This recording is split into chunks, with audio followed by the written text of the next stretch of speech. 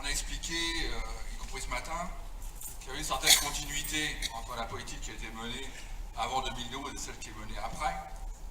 Or, pendant les élections départementales, vous avez peut-être remarqué, c'était dimanche dernier, on a entendu beaucoup de déclarations en tout genre, les bleus contre les roses contre les bleus, et tous contre d'autres que je ne nommerai pas.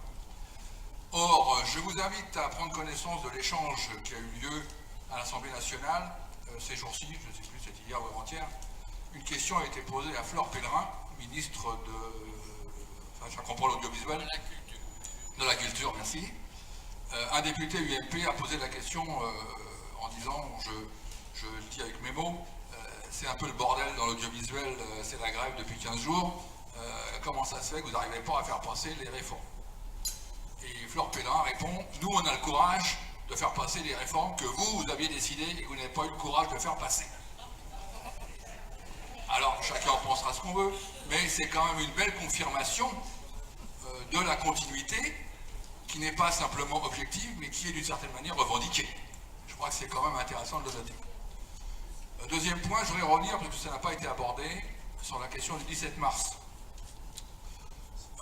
Philippe et Claire nous répondront sur cette question, je ne voudrais pas m'avancer trop, mais il y a eu une discussion ici, dans Loire-Atlantique, chez les retraités, par rapport à cette initiative du 17 mars. Et il y avait deux possibilités de voir les choses, soit le 17 mars était un pas vers le 9 avril, ce qui me semble-t-il était la position nationale, mais d'un autre côté, le 17 mars pouvait induire chez un certain nombre de retraités l'idée qu'ils avaient manifesté le 17 mars, donc ce n'était pas forcément nécessaire de retourner le 9 avril. Il y a eu éventuellement chez certains cette difficulté. Bon, je crois que la démocratie est ouverte, on est entre nous, on en parle. Je crois qu'il faut qu'on revienne sur cette question. La position qui est la même au plan national et au plan départemental, elle a été redite ce matin, c'est que les retraités font partie de la classe ouvrière, les retraités, les actifs, les chômeurs. La centralisation se fait au niveau du 9 avril.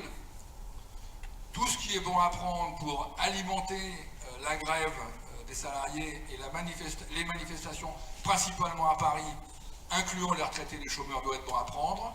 Mais on peut quand même revenir un peu sur la question du 17 mars, parce qu'on aura probablement le même type de discussion dans l'avenir. Il faut qu'on tire le bilan entre nous. Je vous remercie.